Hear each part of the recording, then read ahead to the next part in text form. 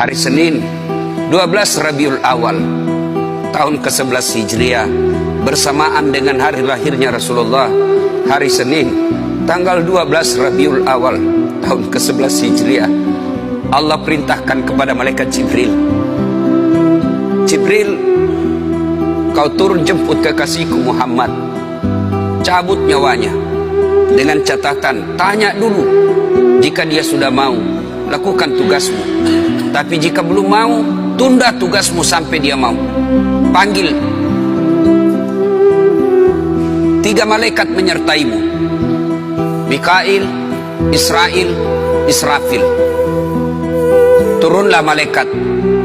Di langit ke-7 mereka masih berempat, langit ke-6 mereka masih berempat. Sampai di langit pertama malaikat Jibril berkata, wahai malaikat pencabut nyawa, kau sajalah yang turun ke dunia. Saya tidak tega menemanimu dan melihat engkau mencabut rohnya Muhammad SAW. Lalu malaikat pencabut nyawa berkata, Jibril, kenapa kau tidak turun menyertai kami?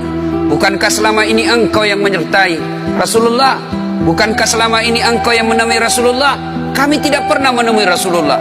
Turunlah bersama kami. Jibril berkata, maafkan saya tidak betul-betul tidak mampu melihat engkau mencabut rohnya Rasulullah.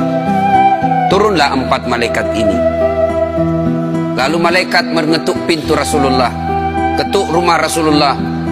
Assalamualaikum warahmatullahi wabarakatuh ya Rasulullah.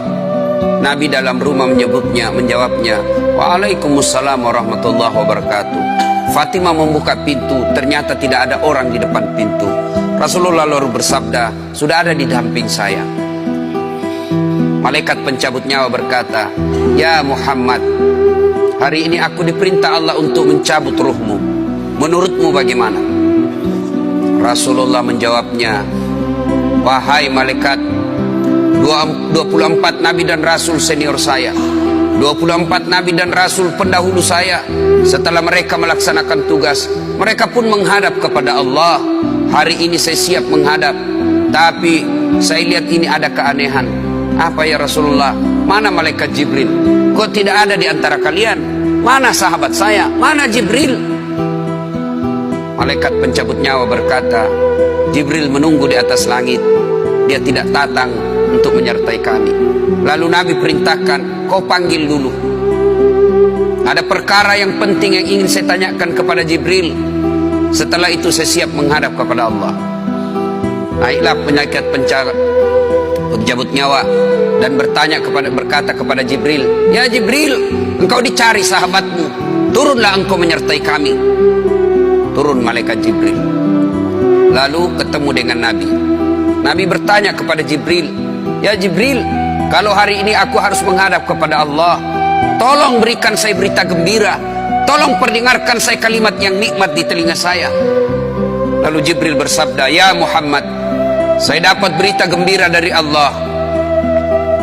Seluruh malaikat yang pernah Allah ciptakan antri untuk menyambut rohmu ya Muhammad.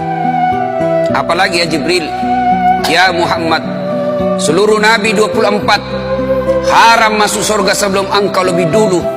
Meskipun engkau nabi paling terakhir, tapi Allah memberikan garansi dan jaminan, haram seluruh nabi dan rasul masuk ke dalam surga sebelum engkau lebih dulu ya Muhammad.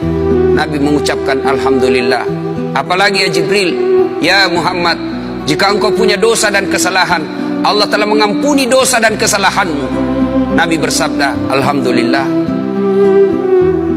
Tapi ya Jibril, itu kan saya, itu diri saya. Ya Jibril, saya tidak cemas soal diri saya tidak ragu soal diri saya. Yang saya cemaskan umatku ya Jibril. Bagaimana umatku sepeninggal aku kelak? Subhanallah, Nabi tidak mencemaskan anaknya, Nabi tidak mencemaskan istri beliau, Nabi tidak mencemaskan keluarga beliau. Yang beliau cemaskan umatku ya Jibril. Jibril lalu berkata, baiklah kalau begitu ya Muhammad, nantikan saya. Jibril lalu menghadap kepada Allah. Selang beberapa saat muncul kembali dan berkata, ya Muhammad, aku telah mendapat berita gembira dari Allah. Meskipun engkau sudah tidak di tengah-tengah mereka, meskipun engkau sudah tidak berada di tengah umatmu, selama umatmu berpegang kepada Quran dan Sunnah, mereka akan selamat dunia sampai di akhirat. Mendengar ini Rasulullah lalu tersenyum dan berkata, Alhamdulillah, segala puji bagi Allah. Malaikat pencabut nyawa, silahkan laksanakan tugasmu.